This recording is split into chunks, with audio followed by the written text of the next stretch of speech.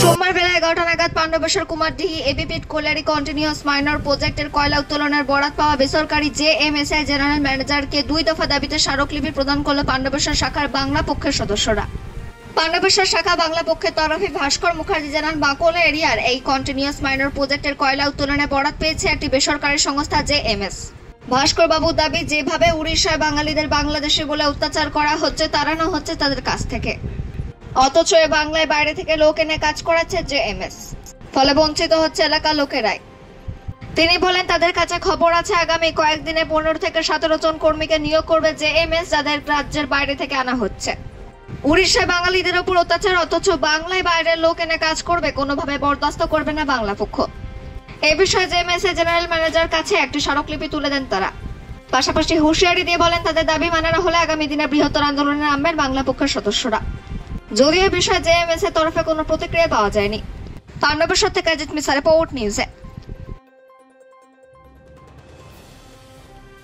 আমরা আমাদের দুটি আজ কর্মসূচি আমরা ডেপুটেশন জমা দেবো। আচ্ছা, জেএমএস এর জিএম স্যারের কাছে। অন্য রাজ্যে, বিশেষ করে উড়িষ্যার সাথে এখন পশ্চিমবঙ্গ মানে ইন্টারস্টেট রিলেশন আমার মনে হয় না ভালো আছে। কী কারণে? কারণ ওইখানে বাঙালি যারা আছে, যারা কাজ করতে গেছিলো উড়িষ্যায়, তাদেরকে বাংলাদেশি বলে তাদের উপর অত্যাচার করে ওদেরকে বাংলায় ফেরত পাঠানো হচ্ছে। আর এই জেএমএস এখানে বাঙালি ছেলেদেরকে কাজে নেয় না। 90% ছেলে অন্য রাজ্য থেকে এসে কাজ করছে।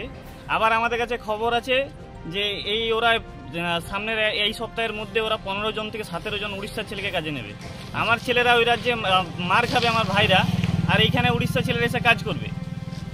এটা আমরা মেনে নেব না। তাই আজকে বাংলা পক্ষ পাণ্ডবেশ্বর শাখা আজকে জিএম স্যারের কাছে ডেপুটেশন জমা করব। আচ্ছা, আপনারা কতজন আছেন?